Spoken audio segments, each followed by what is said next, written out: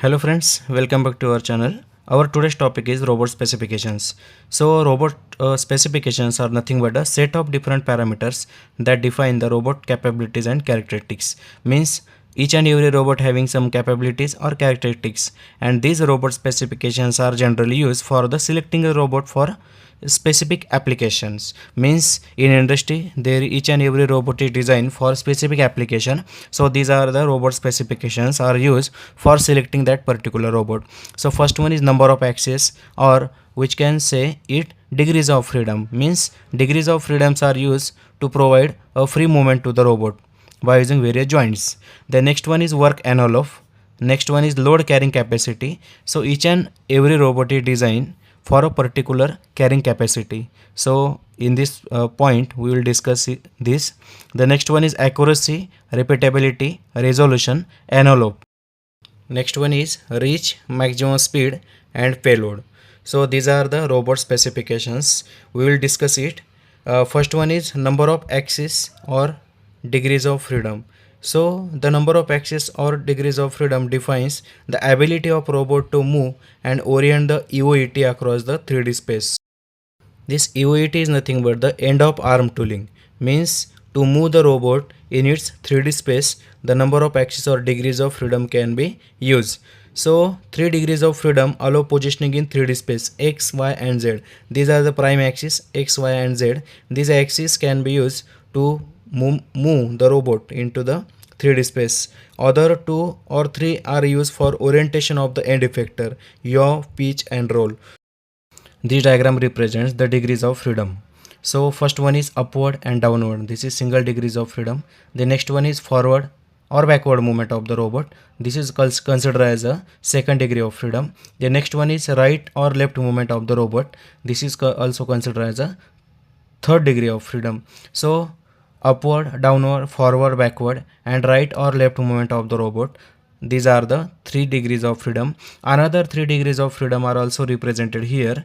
That is, along with upward and downward movement, there is z-axis rotation, which is called as yaw. This is 4th degrees of freedom. Along with this right or left movement of the robot, there is y-axis rotation and it is called as pitch. And along with the forward or backward movement of the robot, there is rotation, means rolling movement.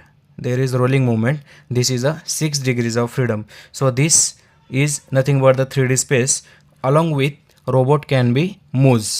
After studying this 3D diagram, we can say that this upward, downward, forward, backward, right or left movement along with yaw, pitch and roll, these are 6 degrees of freedom, and these 6 degrees of freedom are enough, or we can say it sufficient to reach all positions and orientation in 3D space. Somewhere 5 degrees of freedoms robots are commonly used for handling various operations like welding, which is done for joining two metals in industry. So 5 degrees of freedoms are also sufficient for welding operation. Our next robot specification is work envelope. So it is a 3D space or shape that defines the boundaries that the manipulator can reach. Means this is nothing but the maximum extension of the robotic arm, and this work envelope is depend on generally on 3 factors, that is swept area, reach or stroke. Then the size of the work envelope depends on the type of robotic arm used. Means here are some examples, that is polar, Cartesian, Scara, articulated, etc. robotic arm can be used in industry. So the size of work envelope depends on this type of robotic arm. Then larger robot requires bigger work envelope. Then here some factors influencing the work envelope. First one is joints. Means a number of joints provided, that is revolute or prismatic joint. Generally 2 main joints are provided into the robot construction. First one is revolute joint, second one is prismatic joint. So the number of revolute or prismatic joints mainly affects the work envelope. The next one is joint ranges, physical limit of each joint. Then robots physical dimensions, and last one is tools and end effectors provided. So these are some factors which influence on the work envelope. Then the importance of work envelope in robot selection, safety as well as for task planning. So as per the work envelope, it is a 3D space or shape that defines the boundaries that the manipulator can reach. So this diagram shows the reach of the manipulator, means this is the inner limit and this is the outer limit. So elevation is also shown, means manipulator raise up to this height and reach up to this gripper. So this is nothing but the reach, and this diagram represent the work envelope entirely. Our next robot specification is load carrying capacity.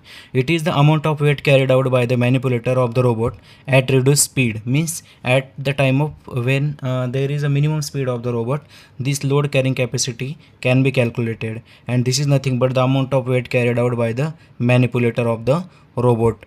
So the robot's load carrying capacity varies according to the industry where they are used. Means according to the application, this load carrying capacity of the robot can be varied.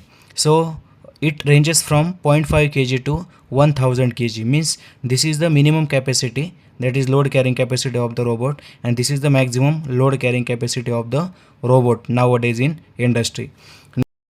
Next specification of the robot is accuracy. So accuracy refers to the ability of robot to position itself at the defined point or defined position, or another definition is available for accuracy of the robot, that is the distance between the specified position that a robot is trying to achieve. Means here programming points are given as per our robot program and the actual XYZ resultant which are available. So this is nothing but the ability of robot to position itself at a given point. As we know, the robot in industry can operate at 24 hours of 7 days.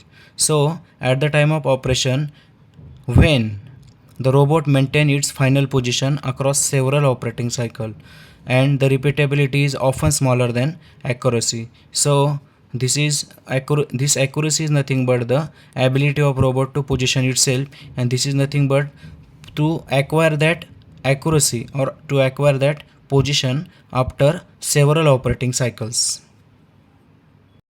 Our next robot specification is resolution. So it is the smallest increment of movement into which a robot can divide its work volume.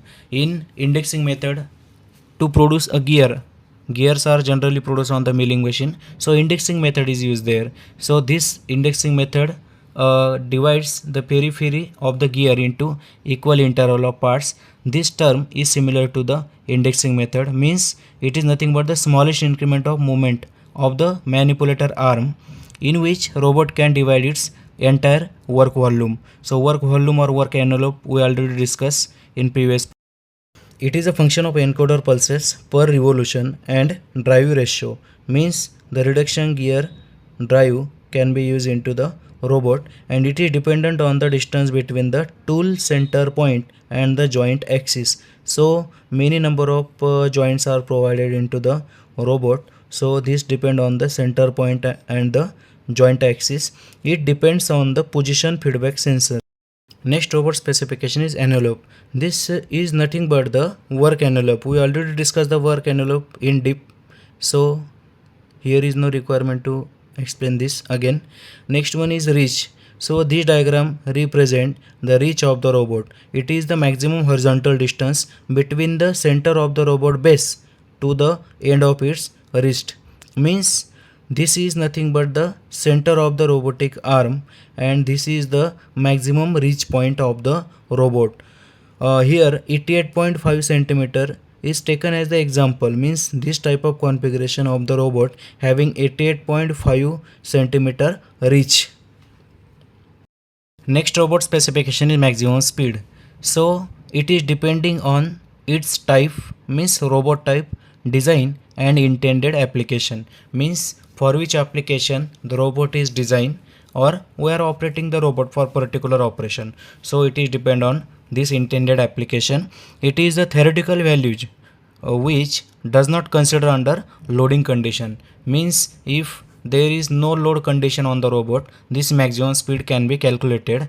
Maximum speed is around 4.4 meter per second for industrial robot, means this is the average value taken from the data book, that is 4.4 meter per second for industrial robot, and the 3.6 meter per second for humanoid robot. This is the average value taken for humanoid robot from the database available. And the last specification is payload or load carrying capacity. This load carrying capacity we already discussed in our previous point. This load carrying capacity varies from 0.5 kg to 1000 kg according to the application of the robot.